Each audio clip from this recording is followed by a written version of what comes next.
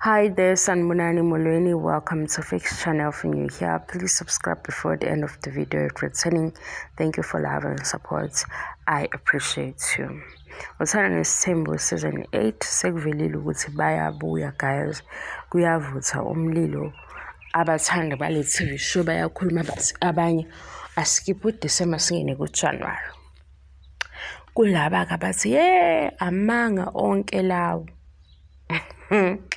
Nginombuzo ke guys. Ama reviews engizokwenza ngawo kulesi sikhathi esifishane nje because anginaso isikhathi nginaleyo nkingi. And izinto engisengizozenza ngicine ngasenzanga umbuzo lo. Kulaba bathi amanga onke lawo. Ukhona usisovelile kuthiwa isibongo wakakhelwa wakakhwela awona 25 ngoka social media.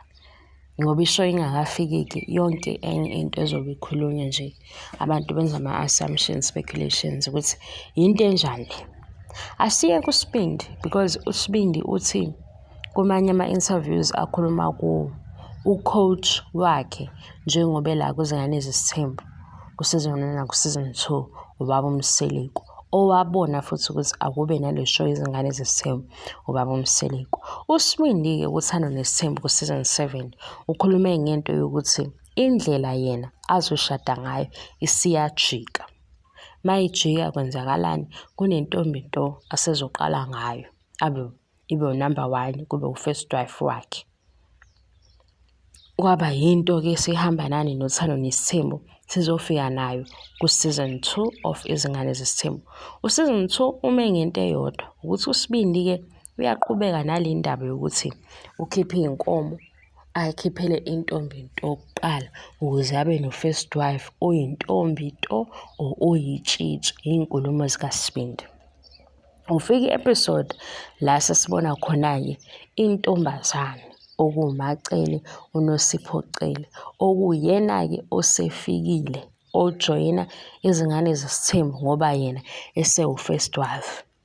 Bayamwelcome ke na ku social media usethi uSibindi yena akagangi usho into ayenze. uNosipho uvele kathathu noma kabili kwezingane zesithembu lento inokuvela ku TV.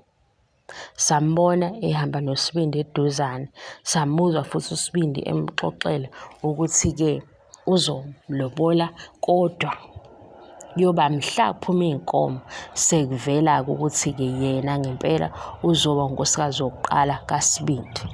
Kodwa lento uSibindi kuthando nesithembu season 7 uyikhulume kuma episode awu2 ngobani indaba ekhona. Sipho futhi Cele osezovela kwizingane zesithembu akasiyi inganekwane umuntu wangempela kodwa manje uphele ishow uNosipho engasekho ndawo nalento yesithembu kwajika inkulumo. Ingabe ke uphushwa ilento engithi nami why wena engase ushaya ama calculations lawa ashaya ubaba uMseleko. uNosipho uvelile kwizingane zesithembu. uNosipho akasayingeni into enompumelelo.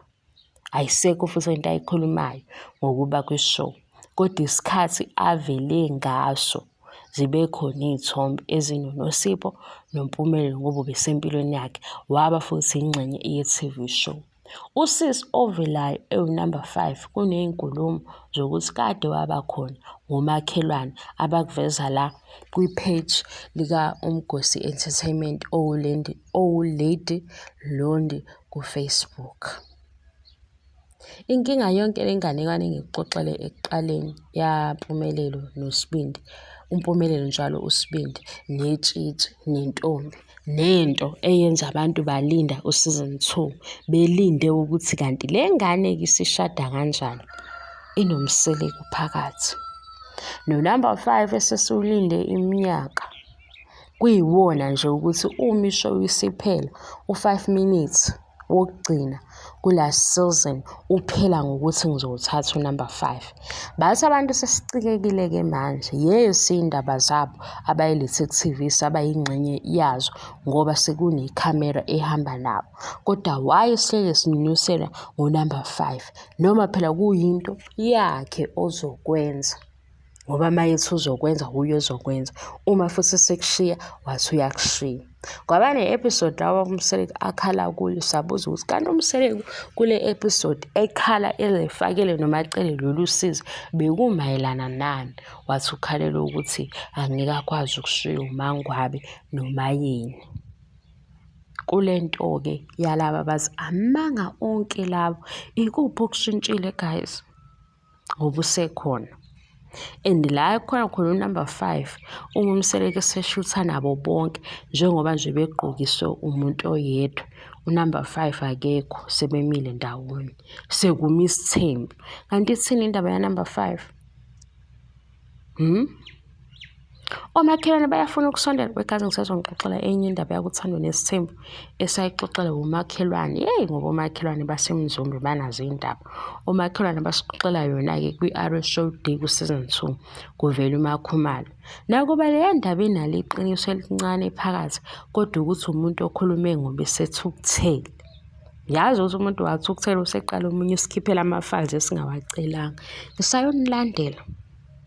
Engathi uthandwa nesithembu sizolibamba komakhelwane, silibambe kwi-TV show.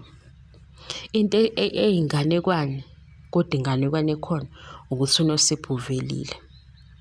Into eyinganekwane, kodwa inganekwane ekhona ukuthi uSibindi usho ukuthandwa nesithembu ukuthi kuza omusha manje osekhona futhi owakacele, nangempela waba khona owakacele, kodwa manje akasekho. Saze sathi-ke ayi uSibindi-ke yena akenze njengalama TV shows ase-South Africa abhorayo, emlinda iminyaka ukuthi lokhu kubanjwe ukuthi uyena isigebengu.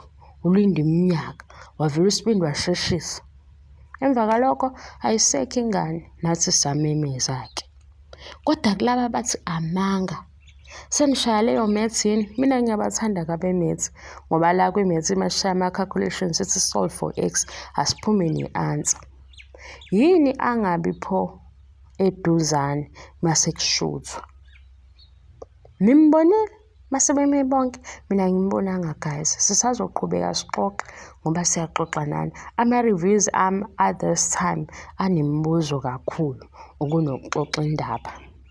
Ngoba manje khona masixoxe khona guys, khona abantu mina abangididayo. Uthi uxoxe into abangasayithandi nge-TV show beqale bekutshela ukuthi izindaba zabantu. Uthi ibuza imibuzo ngoba ingasafevi ifevi yabo, beqale-ke bebe nokukhuluma okuhlukile. Sihambisane ngelinye ilanga sisahambisane. Lo number 5 ithini indaba yakhe guys?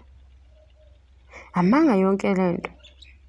Ayi asazi-ke, asihlale silinde season 8 kodwa sisazokhuluma, sisazoqhubeka sixoxe.